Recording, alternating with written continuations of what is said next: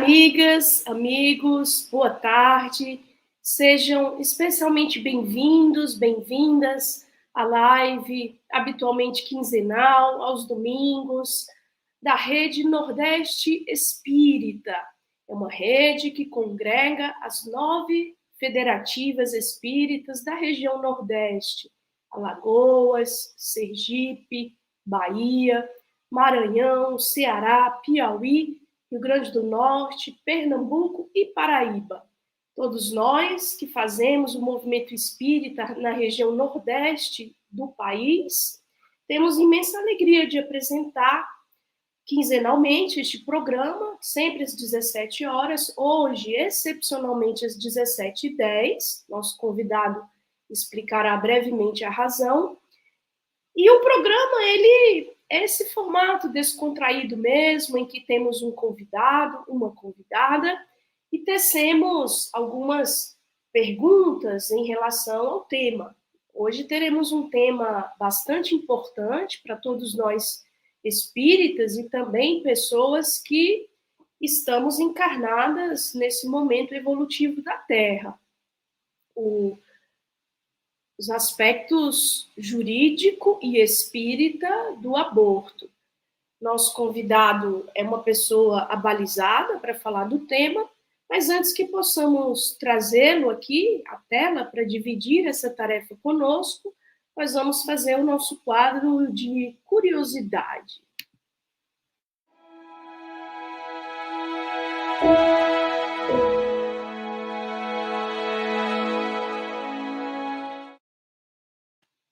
Hoje, 22 de maio, comemoramos o natalício de um homem que foi relevante para os estudos espíritas ali no Reino Unido. Arthur Conan Doyle, um escritor, médico, que nasceu precisamente em 22 de maio de 1859, de uma família católica fervorosa. Os pais eram fervorosos católicos praticantes, e alguns de sua família eram, inclusive, um tanto fanatizados na fé católica.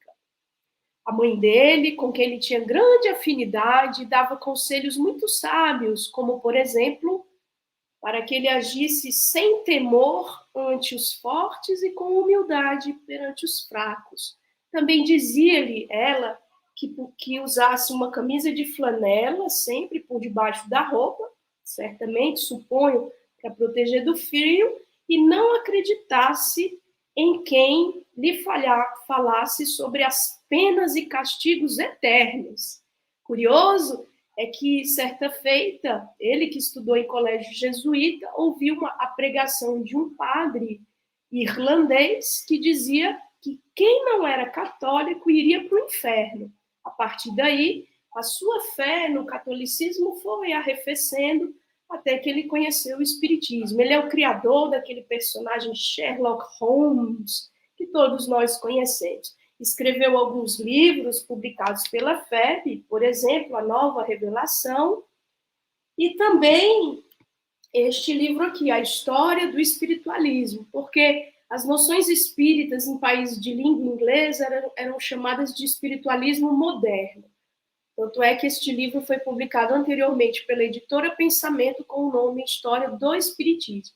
Um livro muito rico, e a curiosidade que trazemos acerca do Arthur Conan Doyle é 2 linhas do autor deste livro, no qual há o seguinte: muita gente tem perguntado se Arthur Conan Doyle era médium.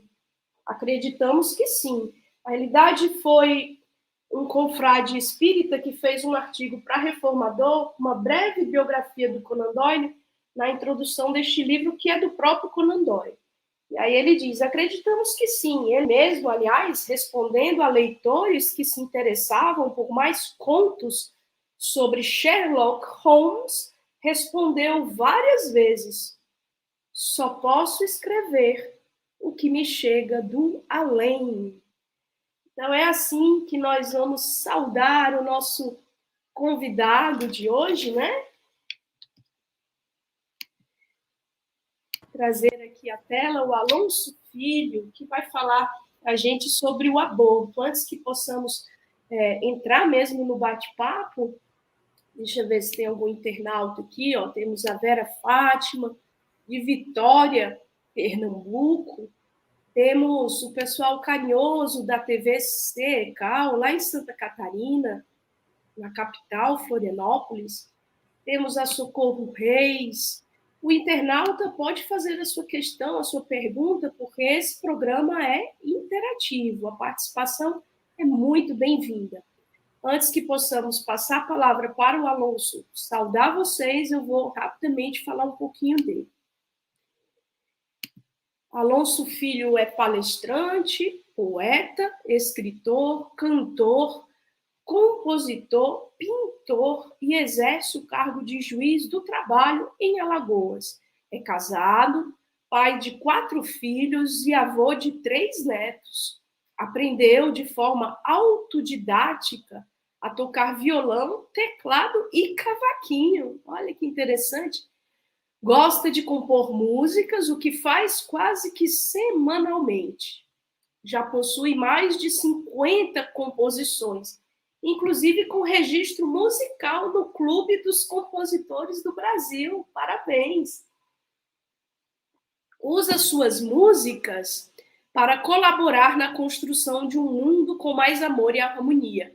É autor do livro Sutras de El Alof, Máximas Poéticas de Filosofia, e do CD O Amor é Soberano. Ele apresenta o programa Papo de Espírita pelo Instagram e o programa Evangelho e Música pela TV Chico Xavier. É trabalhador voluntário do Move Paz, membro do Convida, Comitê Alagoano em Defesa da Vida, do Movimento Nacional da Cidadania pela Vida, Brasil Sem Aborto, do FETPAT, Fórum pela Erradicação do Trabalho Infantil e Proteção do Adolescente Trabalhador, e delegado adjunto da ABRAME, né? ABRAME, Associação Brasileira de Magistrados Espíritas, integrante das redes estadual e nacional em defesa da vida. Muito bem.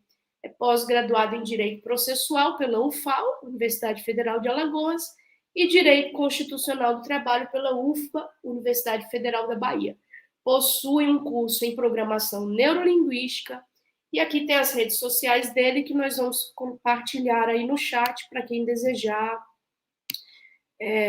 contactá-lo, tá certo? Agora nós desejamos a você, Alonso, que seja especialmente bem-vindo e possa saudar os internautas. Boa tarde, Eugênia. Obrigado pela acolhida, pelo carinho de irmã. É muito importante, né, estar participando dessa aliança cristã, né, essa rede Nordeste Espírita, desse trabalho fantástico de iluminar consciência e de consolar corações. Um abraço a todas as pessoas que nos assistem pelas mais diversas mídias sociais. Mandar um abraço especialmente, em nome dela, vou saudar a todos, né, em nome de 2 amigos de Federativa, que é a Merijane, daqui da Federativa de Alagoas, e também do Júlio Góes, né, de Sergipe. Em nome desses 2, saúdo todos os presidentes de todas as federativas e todas essas pessoas que assistem aqui, que estão no chat, que estão participando conosco, o pessoal lá de Santa Catarina. Bom, de todos os lugares do Brasil e do mundo, porque nós sabemos hoje que a internet é mundo, né? Então, agradecer a você, Eugênia, né, o Júlio Poderoso também, e a todos que nos favorecem a oportunidade de estar aqui presente, participando dessa obra do bem e aprendendo junto, que é como você colocou muito bem no começo, né? É um papo descontraído, uma troca de ideias que a gente vai ter aqui junto com a participação especial de todos. Ok, muito grata por você ter aceitado o convite da rede, viu? Eu estou em débito com os portais que nos retransmitem, né? E aí rapidamente agradeço naturalmente a Web Rádio Fraternidade, a TV Secal, já fiz alusão, e as demais federativas aqui, copartícipes desse momento. Nós vamos fazer já passar a palavra para o Alonso iniciar o tema, né? E aí ele dá maiores detalhes aí do assunto antes que possamos interpelá-lo, indagá-lo. Bem, eu assim, até gostaria, depois a gente tem até um videozinho, né, de uma música que nós fizemos ainda no Movimento em Defesa da Vida, isso em 2009, mais ou menos, e graças a Deus essa música, nós usamos muito ela nos lugares que a gente sempre foi assim, escola, faculdade, que tem palestra em defesa da vida, e tem favorecido, assim, digamos assim, um certo esclarecimento, que é uma música mais alegre, falando da vida. Sim, a vida é o nome da música, né? Depois a gente coloca em determinado momento, com a Eugênia, que é a nossa mediadora, amiga, achei interessante. Olha só, eu fiquei muito feliz desse convite que me foi feito, pelo aspecto, especialmente, de nós podermos tratar de um tema tão sério na atualidade do mundo e também do Brasil, especialmente do mundo, que é a questão do aborto. Né? Não vou tratar das questões de fora, não, vou tratar o aspecto jurídico do Brasil, e espírita é universal. Mas eu quero dizer o seguinte, que no mundo hoje a gente observa que existe, digamos assim, algumas correntes, não são pessoas, viu? São movimentos, tá? Que nós sabemos, enquanto espírita, nós sabemos que são movimentos que serão iluminados futuramente, porque todos nós somos criados para a perfeição, cujo modelo é Jesus. Então, mais cedo ou mais tarde, as pessoas que estão andando na escuridão, né, do desejo da morte de crianças ainda no ventre, elas ainda um dia, né, brilharão a própria luz, porque todos nós somos seres de luz criados para isso. Né? Então, é bom deixar claro que existe todo um interesse nosso, né? Mandar também um abraço aí para a TV 7 também, né, que está participando também, né, amiga? Bom, Isso. Então veja só, deixar claro o seguinte, olha, nosso objetivo aqui, nossa proposta aqui, com o Bento Seu Gênero, não é fazer uma exposição pronta e acabada, diz, não, acabou, não, vamos interagir, vamos conversar. E vocês podem intervir para trazer questões. Agora, uma coisa é certa, eu separei em duas partes a nossa fala. A primeira fala, falar do aspecto jurídico, depois do aspecto espírita. Tá? Já que o tema é aspecto jurídico e espírita. Então, tratando da questão jurídica, nós anotamos aqui a seguinte pergunta, né? Para poder a gente falar aqui, digamos assim, quando é que começa a proteção da vida, porque a questão jurídica entraria aí, nós vamos falar antes assim, quando é que começa a própria vida física, né? Quando é que a gente começa, do ponto de vista da encarnação, né? Quando é que começa essa existência? Então, aí nós fomos lá para a ciência, porque às vezes algumas pessoas, nós entendemos isso, respeitamos entendimentos contrários, mas entendemos que algumas pessoas não estão, assim, digamos, utilizando-se da verdade que já são portadoras para esclarecer algumas coisas. Então, algumas pessoas ficam colocando em dúvida com relação a quando começa a vida. Ora, não existe mais essa dúvida. A ciência já eliminou essa dúvida, já esclareceu que a vida começa na concepção. A vida começa na concepção. E falar de defesa da vida desde a concepção não tem nada de religioso. A religião também pode fazer isso. Como, aliás, a doutrina espírita, enquanto religião, do ponto de vista que Kardec traz, de ligação com Deus, né, religação com Deus, de amplitude de pensamento, podemos dizer que sim. Mas a gente tem que tratar do ponto de vista científico. Então, nós queremos citar aqui Jérôme Lejeune. Olha, doutor Jérôme Lejeune, francês, geneticista francês, descobridor da síndrome de Down, né? Vamos dizer, esse estudioso, né? Inclusive ele pesquisou muito, um homem estudioso, né? Ganhou vários prêmios em várias academias. Deixou de ganhar o Prêmio Nobel de Medicina porque teve a coragem. Olha o que a mãe do Arthur Conan Doyle, na curiosidade trazida pelo Eugênio, nos mostra. Ter a coragem de enfrentar os poderosos e ter a humildade para o tete a tete com os mais simples, né? com os fracos, entre aspas. Né? Então, ele teve a coragem de declarar-se contra o aborto.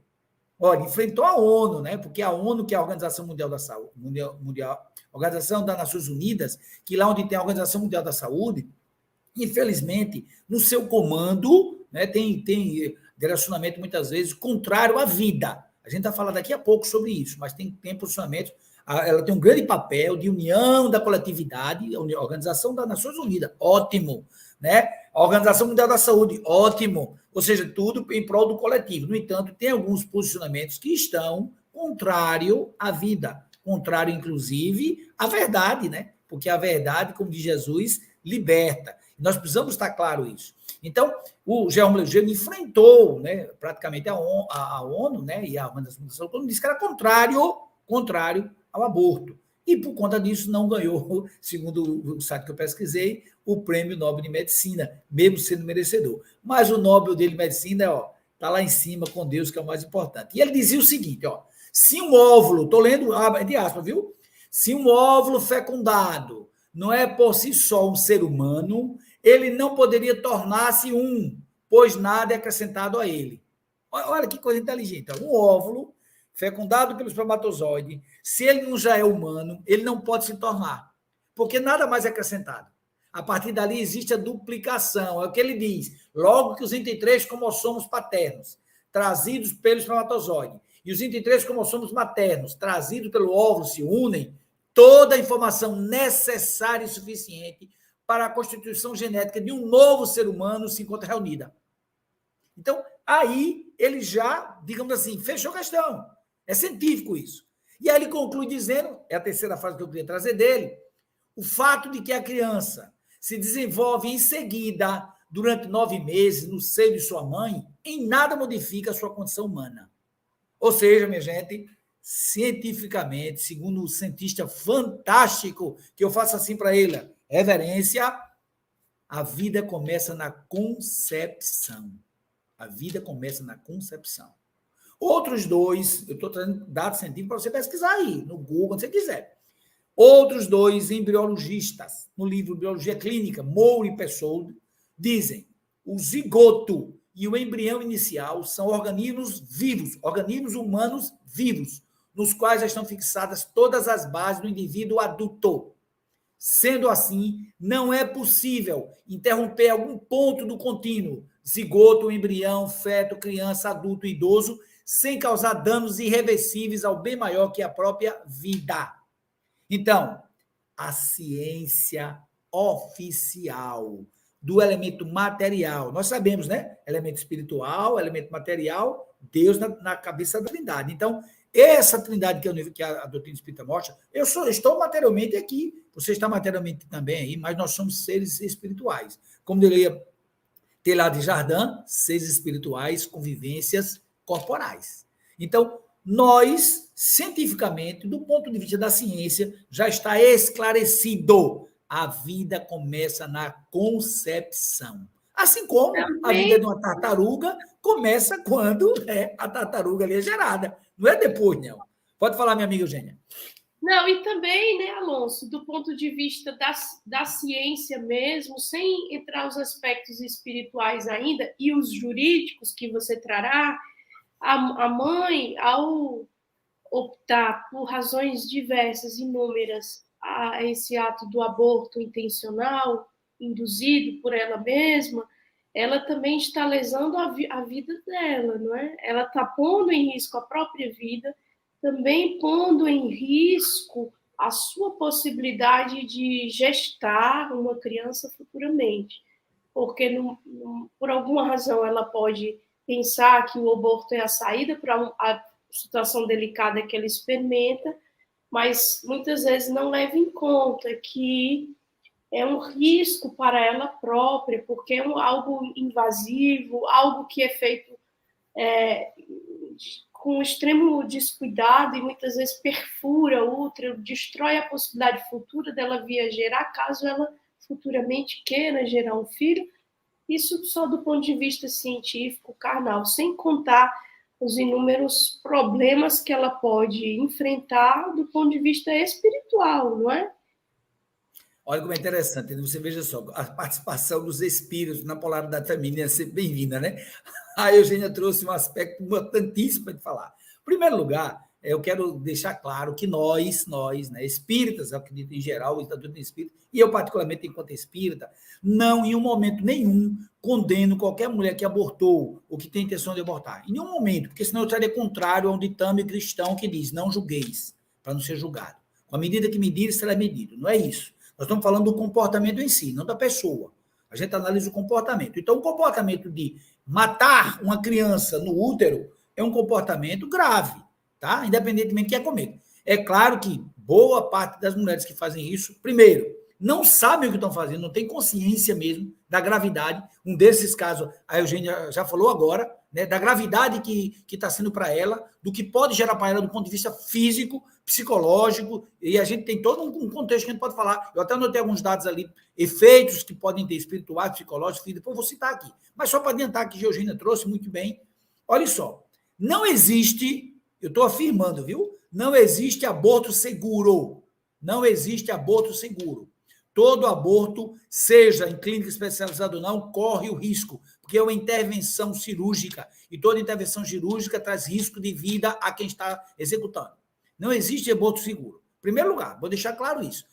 Se você quiser aprofundar, você assiste o filme Blood Money, B-L-O-O-D, Blood de sangue, Money, que é um filme americano muito interessante, Blood Money. Você vai ver lá, vai assistir, vai poder assistir depoimentos de mães. Também você pode ver isso também no filme O Grito Silencioso, do grande Bernard Natson, também americano, que mostra que as mulheres não tinham noção, né, do que estavam fazendo com elas mesmas, que estavam sendo submetidas. Inclusive, ninguém fala para ela o que elas estão, tá? Sentindo, participando na vida dela com aquela atitude. Tá bom? É bom deixar claro aqui, olha, a dica de filme da Federação Espírita da Paraíba. Obrigado aí. Então, veja só. É bom deixar claro isso, que não existe o aborto seguro, não existe, né? Aliás, eu poderia até dizer, quando eu vou entrar no aspecto jurídico, adiantar logo agora, vou fazer um spoiler agora. Não existe direito ao aborto, tá? Não existe direito ao aborto. Por que não existe direito ao aborto? Porque não existe direito a ninguém matar o outro, seja em que lugar for. Eu posso matar se estiver dentro de casa, fora de casa? Não, porque matar eu não posso, matar é crime. Do mesmo jeito que eu não posso matar fora ou dentro do útero materno, desse local sagrado, chamado útero materno, que todos nós passamos por ele. Por isso que eu tenho uma poesia, que eu não vou dizer ela toda, mas só uma quadrazinha, que diz assim: penso, logo insisto, mas não consigo entender como alguém nascido pode ser contra o nascer. Penso, logo insisto, mas não consigo entender como alguém nascido pode ser contra o nascer. Ninguém é filho de chocadeira. Todos nós passamos pelo útero materno, esse local sagrado.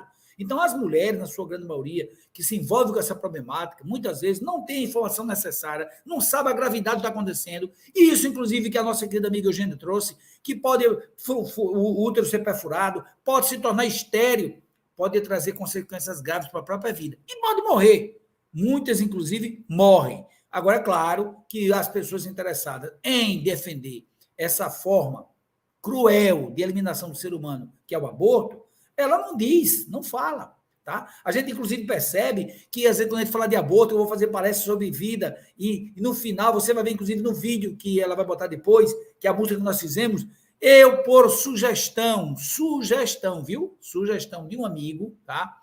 Disse assim: Alonso, fale, mas fale suave, né? Então, quando eu pedi a espiritualidade da amigo, porque ninguém faz nada só, o Canon Dolly já disse aí, se não vier do além, não se iluda, é parceria, né? Então, eu pedi aos amigos espirituais que me inspirassem numa música suave. Então, eu falo a música toda, você vai ver a música toda falando de vida. No final, é que fala do aborto. No final. Por que isso? Para mostrar que a vida é o bem. A vida é o mais importante. E não se pode resolver um problema na vida com a morte. Não se pode fazer isso. Olha, a coisa até engraçada, antes de entrar no aspecto jurídico, minha amiga Eugênia e demais amigos que estão participando aqui. Há uma história engraçada contada aí, engraçada entre aspas, viu? É no sentido da forma como foi construído, para a narrativa, né? Uma senhora chegou num consultório, né? Só que ela não sabia que estava indo para um consultório do médico espírita. Então, ela falou que queria abortar. Estava já com 3, 4 meses, ia fazer 4 meses, e queria abortar. E ela chegou lá com um filhozinho de 2, 3 anos de idade, né? E conversou, e o médico disse: mas por que a senhora está querendo abortar? Ela disse: não, é porque eu não tenho condição financeira, não vai dar, é muita despesa, não sei o quê. E começou a falar: mas a senhora está tendo alguma despesa com essa criança que está na barriga? Eu disse: não, ainda não, mas eu vou ter. Eu digo: e esse que a senhora está do seu lado aí? Ele tem come? Esse aqui come demais, não sei o quê. Começou a falar da criança que estava com ela.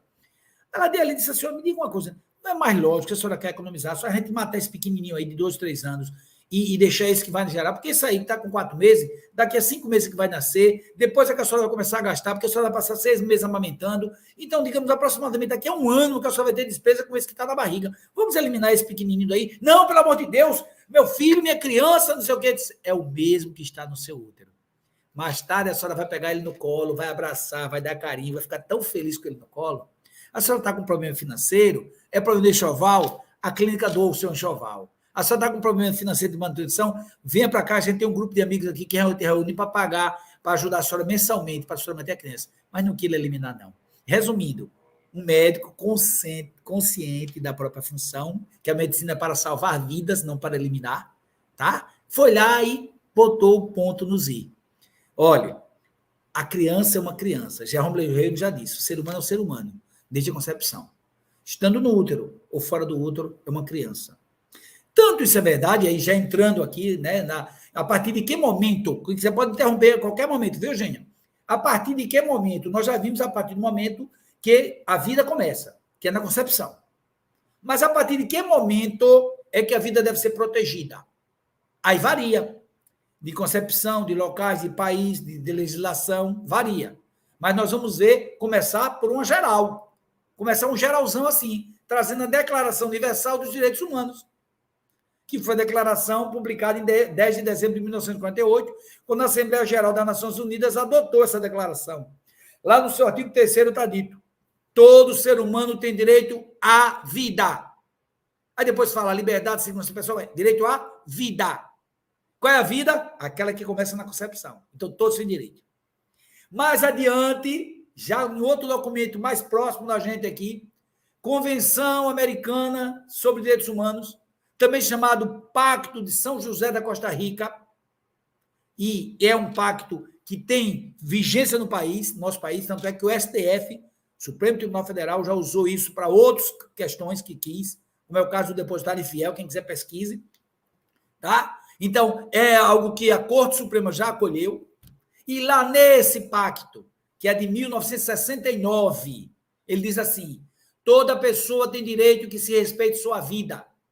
Esse direito deve ser protegido pela lei, e, em geral, desde o momento da concepção, viu? Vou repetir porque eu grifei aqui. Desde o momento da concepção. A Convenção Americana sobre Direitos Humanos, também conhecido como Pacto São José da Costa Rica.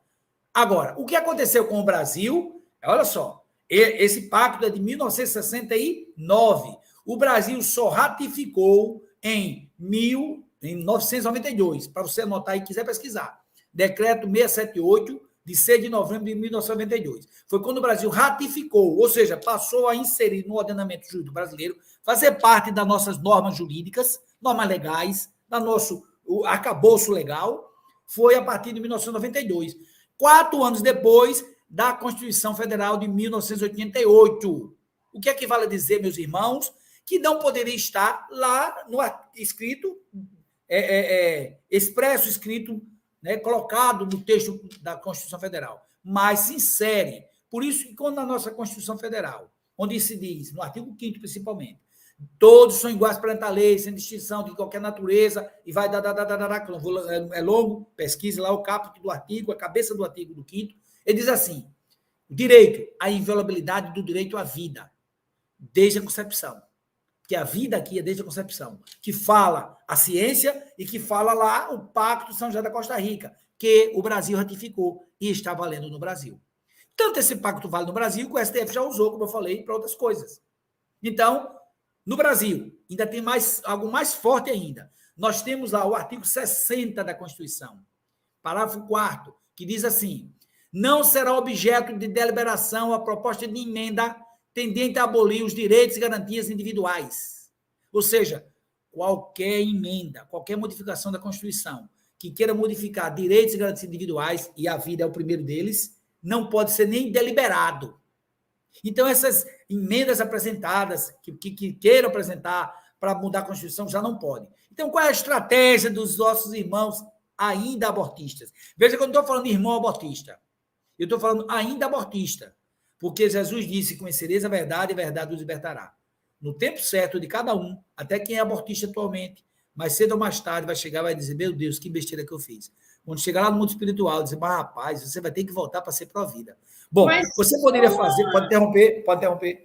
Só um comentário em relação a isso, né? Porque, na realidade, a questão aqui que se apresenta, né, é a questão jurídica, do ordenamento jurídico dos povos e nações, em particular a nossa nação brasileira, mas aí também tenho certeza que você vai abordar, mas é por conta do tempo que passa corrido, célere, nós estamos todos submetidos ao ordenamento jurídico. Se eu falar alguma bobagem, você me corrige, que não é minha área, o direito.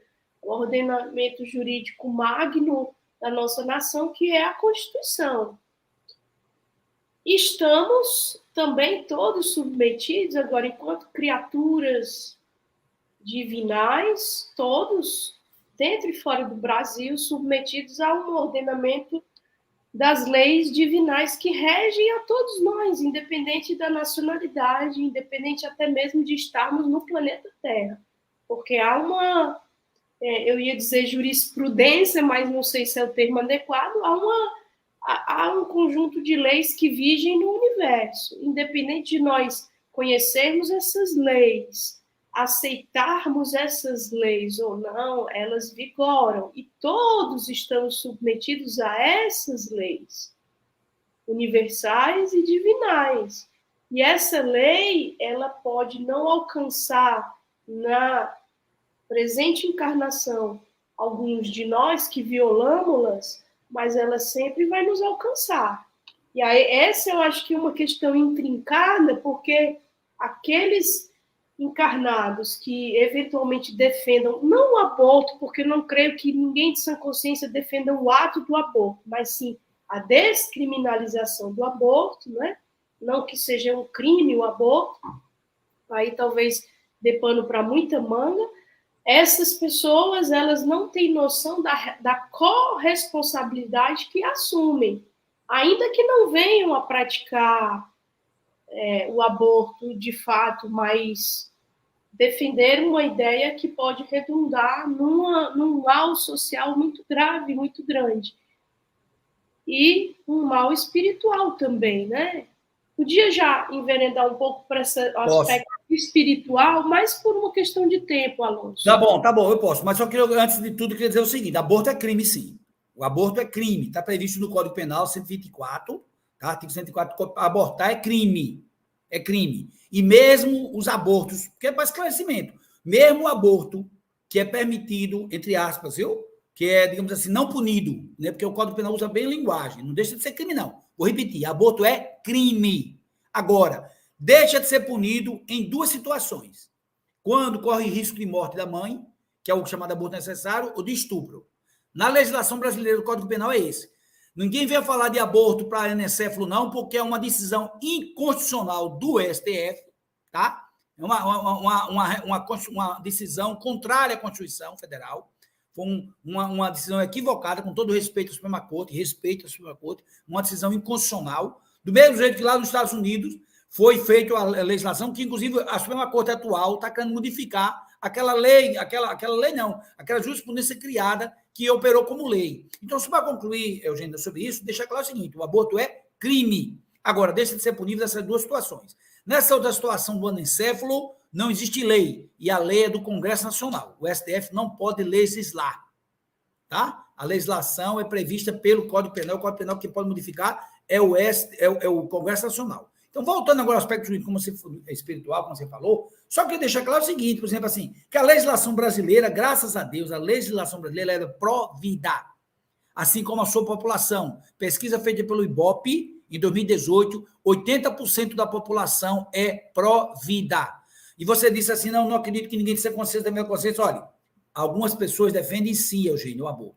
Eu tenho que, infelizmente, dizer isso, dizer alguma coisa diferente. Infelizmente, algumas pessoas ainda defendem o aborto, né? Agora, talvez, como você bem colocou, sem saber que existe, por exemplo, uma lei, que é a lei da vida, que é a lei de Deus, que diz, em primeiro lugar, está lá a lei de conservação. Ninguém pode contrariar, fazer nada que nem só para conservar a sua própria vida, como a do outro.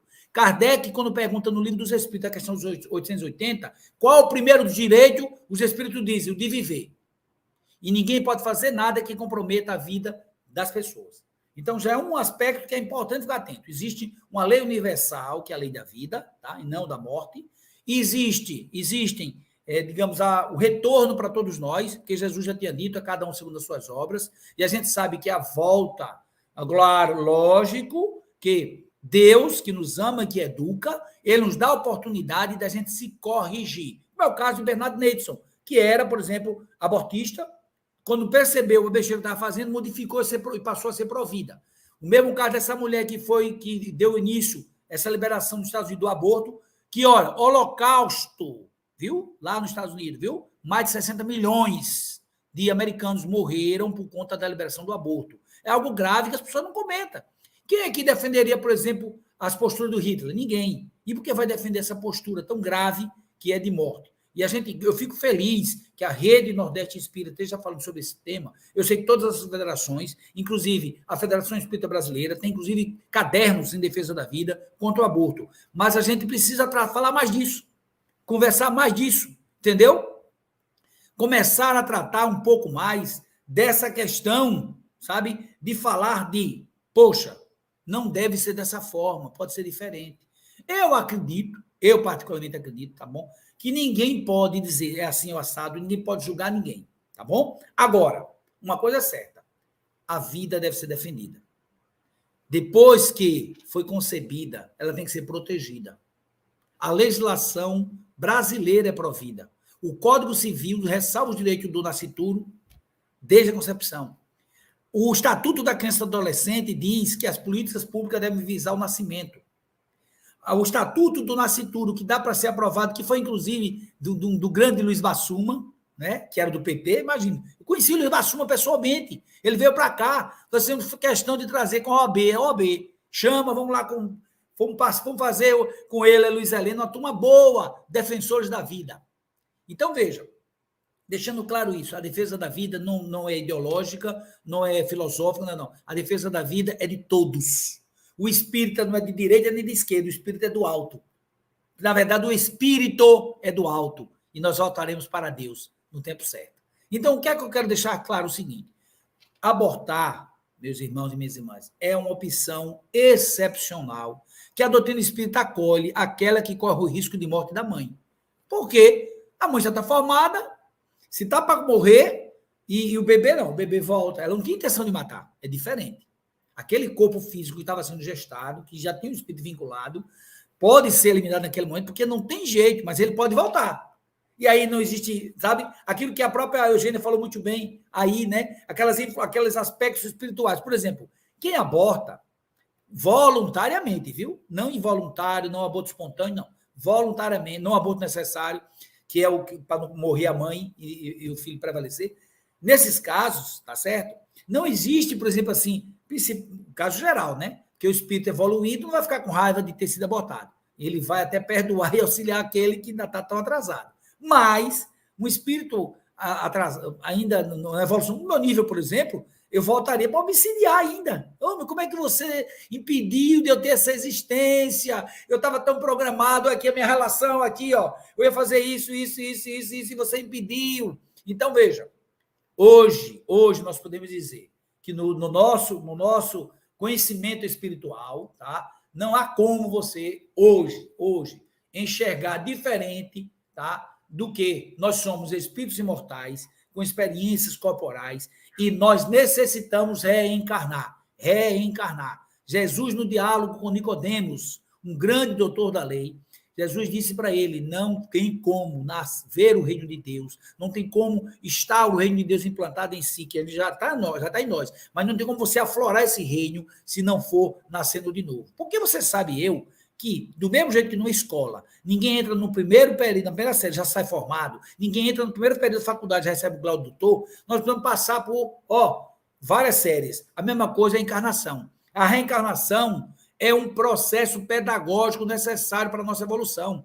E se eu impedir, através do aborto, a reencarnação, eu estaria impedindo a evolução do planeta. E isso, obviamente, que Deus, né, na sua infinita bondade e misericórdia, Jesus, na sua coordenação maior, não vai deixar que isso aconteça. Mas nós temos a nossa parte a fazer. Pode passar, Eugênia. Oi, Alonso. Temos aqui uma pergunta muito importante de uma internauta, que ela coloca assim, né? E aí eu já emendo com a dela uma minha, né? A pergunta da Simone Cristina da Silva, que foi às 17h49, ela coloca assim: no caso de estupro em que a mãe pensa em abortar, o que fazer para ajudá-la? É a primeira.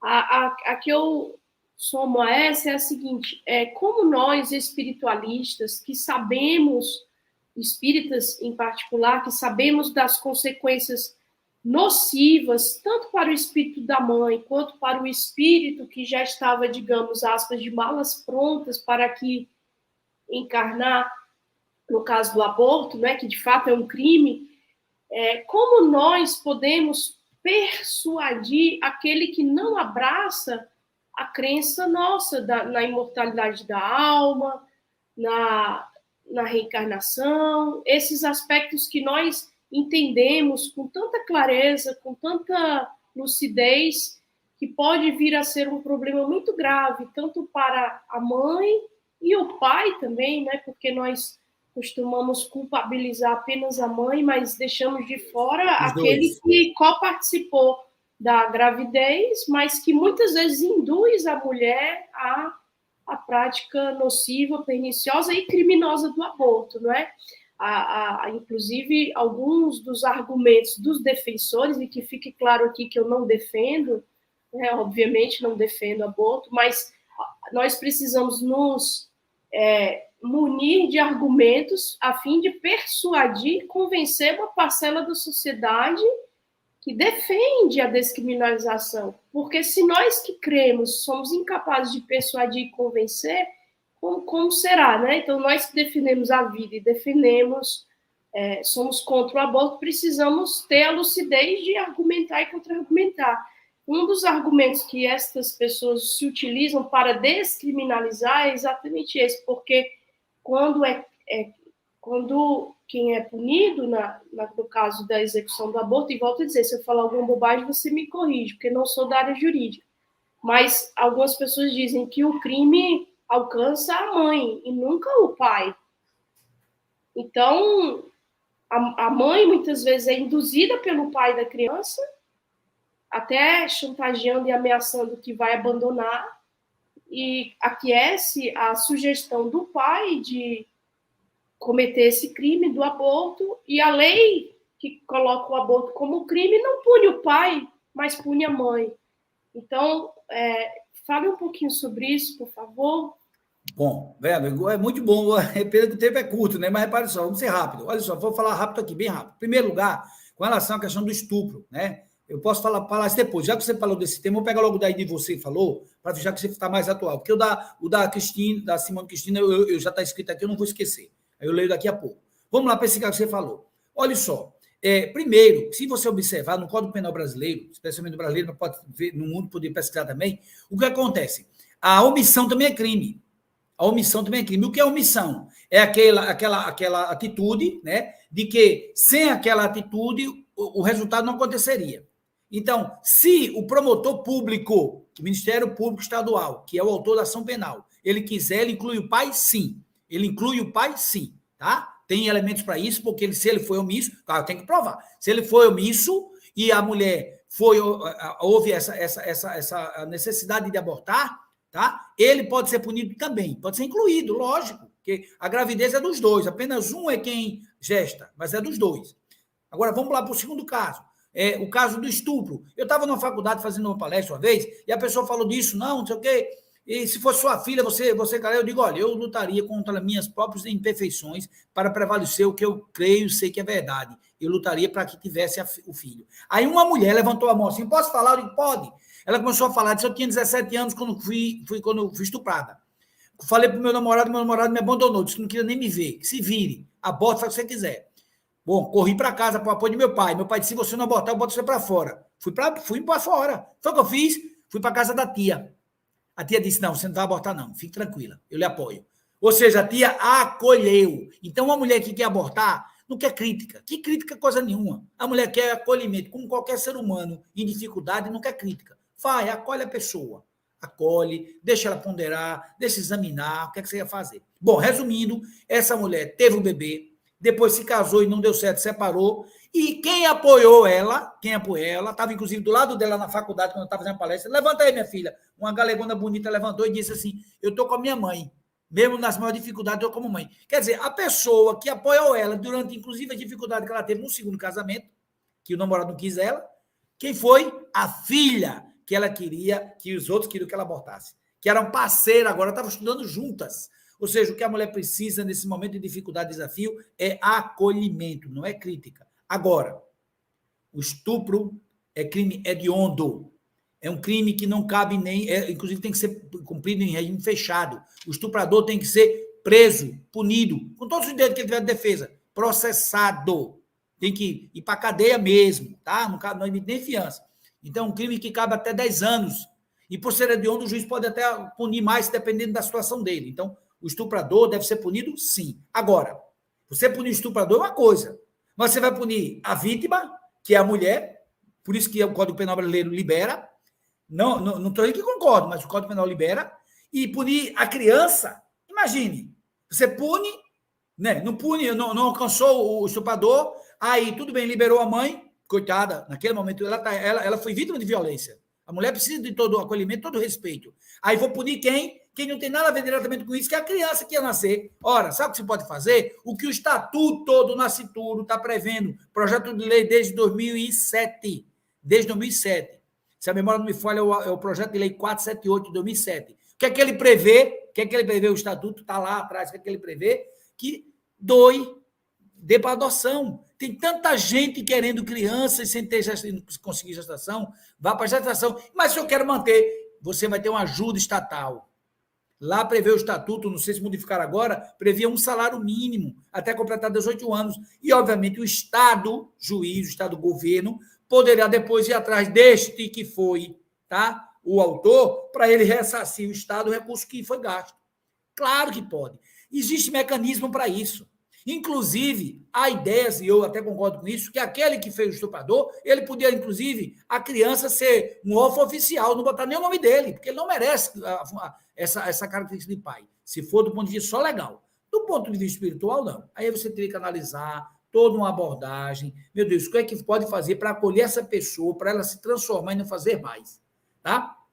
Uma coisa que comentaram aqui, que não sei onde é que está agora, não darei para ver, que diz assim, não, porque é direito da mulher, porque o corpo é dela. O corpo da mulher é da mulher. O corpo do bebê é do bebê.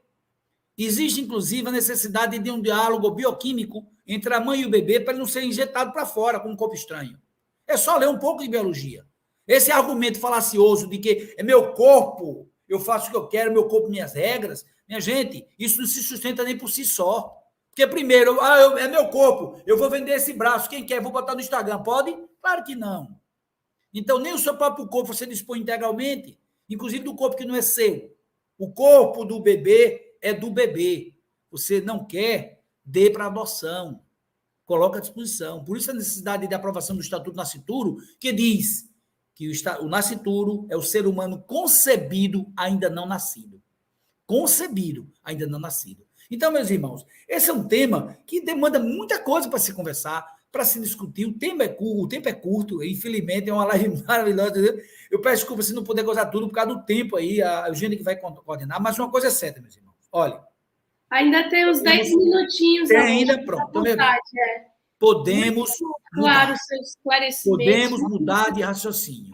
Podemos mudar de raciocínio. Porque a lei de Deus é a lei da vida. A vida é um bem otorgado por Deus, que ninguém pode dispor.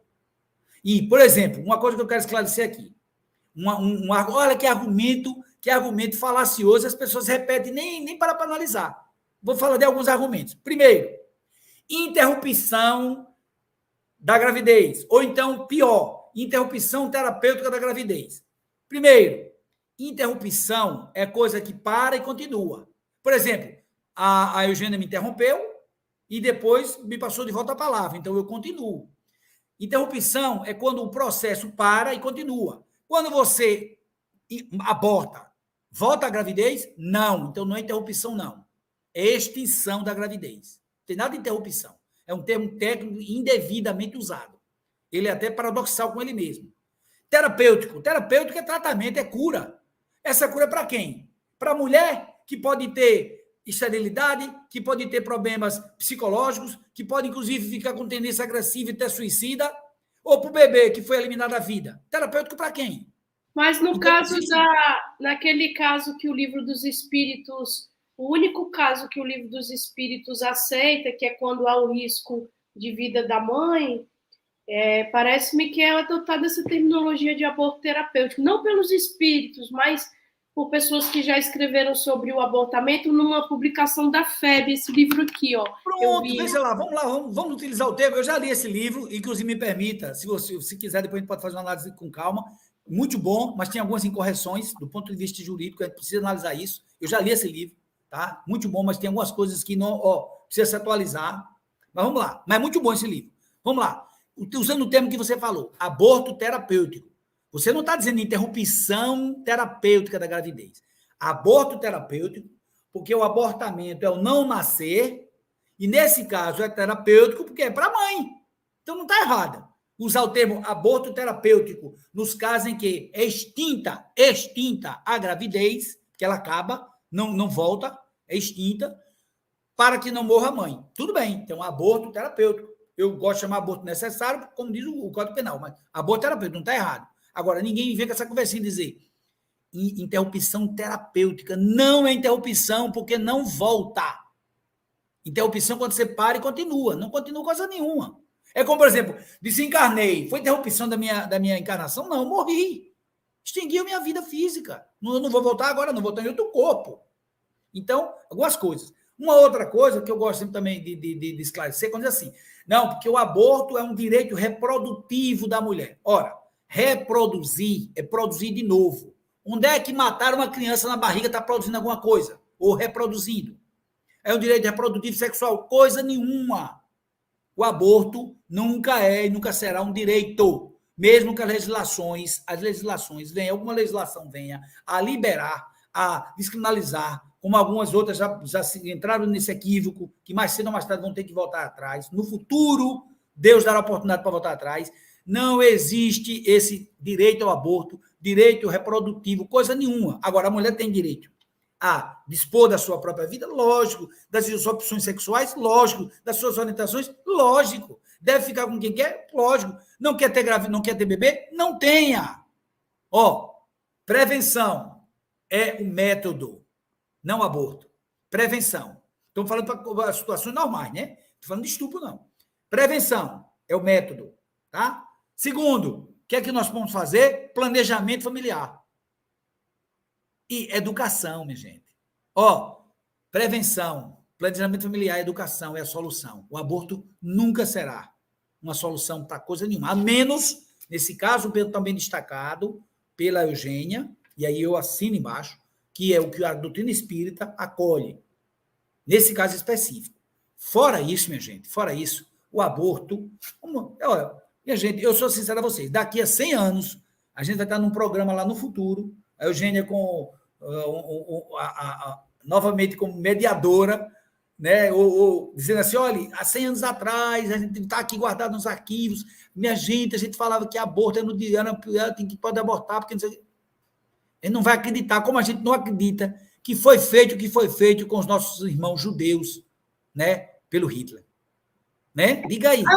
Eu achei muito oportuna essa sua reflexão última, Alonso, e saúdo, parabenizo por você ter falado, e me vi alguns insights enquanto você colocava. O primeiro deles é que nós gostamos muito de discutir os nossos direitos, o que pensamos que é o nosso direito, mas não queremos discutir ou aceitar ou executar o que são os nossos deveres.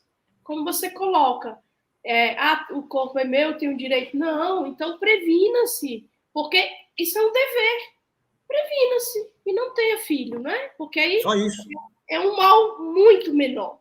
Agora, eu estava procurando aqui uma citação, não sei se você já leu, no Livro dos Médiuns, ali na capítulo 31 das Dissertações Espíritas, tem a mensagem de um filósofo francês, espírito, Jean-Jacques Rousseau, que ele diz assim, mensagem número 3, ele, dentre várias coisas, ele diz assim, discute-se a política, defende-se as personalidades que inflamam os interesses, discute-se isso, discute-se aquilo, mas os interesses reais, que são os morais, eles sempre ficam para o último plano. As verdades morais são o pão da alma, são o pão do espírito.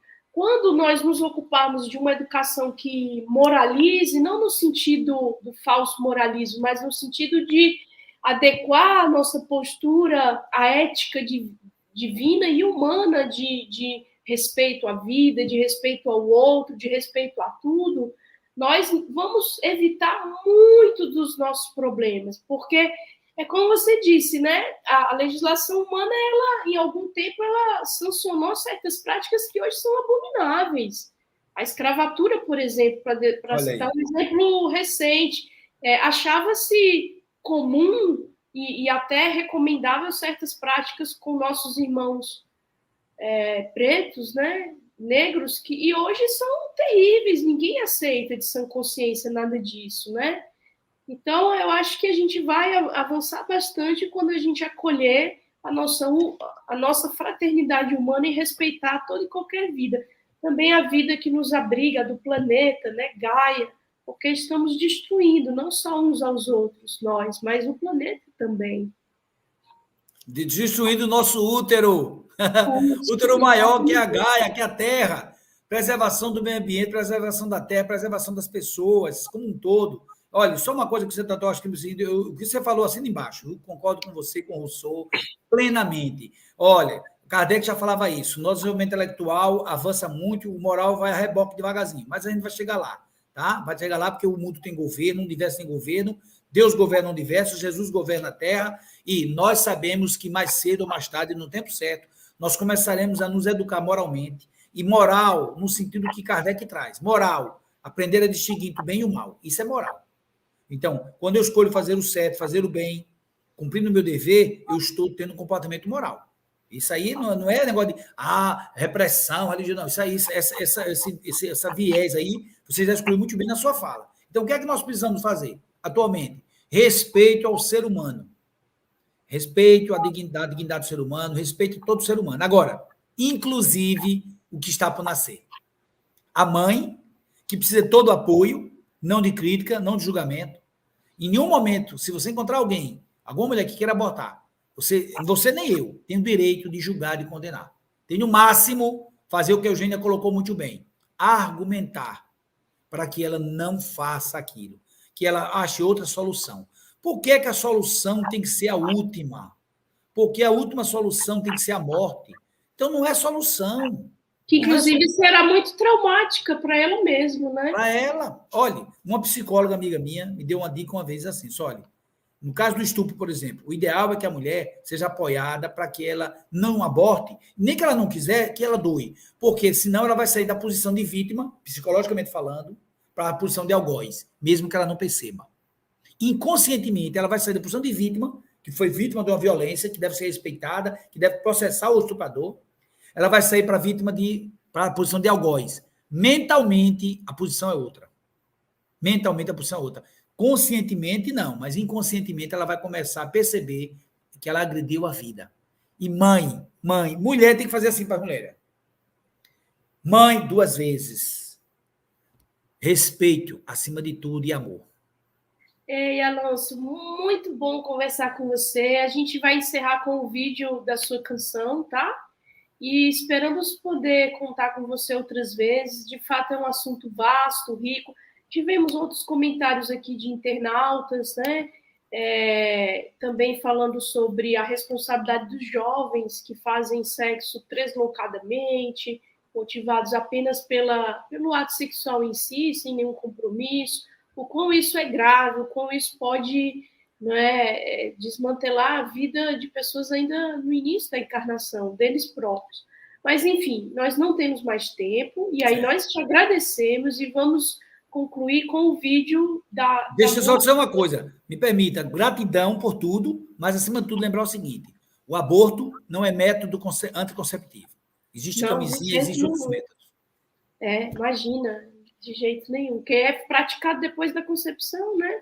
Ok, então, muito grata a todos, aos internautas, aos portais que nos acolhem, tá bem? E, em especial, a você. Tchau, tchau, gente.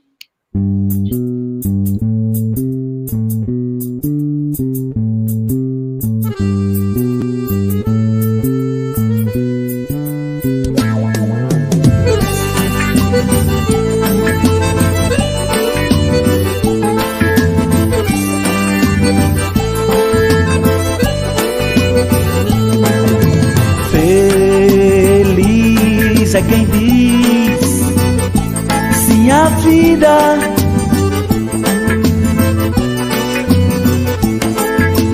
Deixa nascer o amor, que alegria.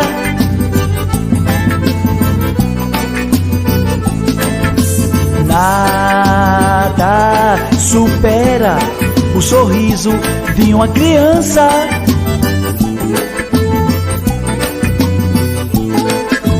Que vem ao mundo e traz mais esperança.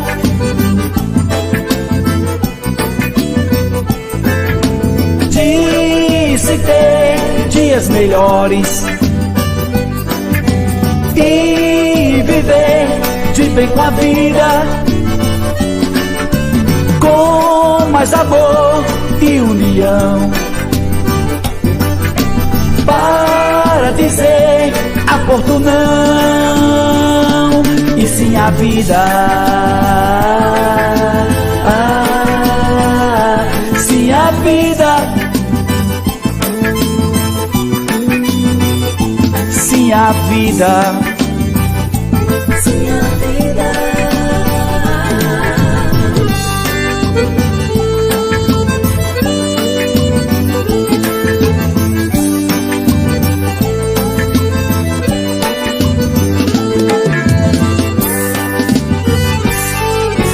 De se ter dias melhores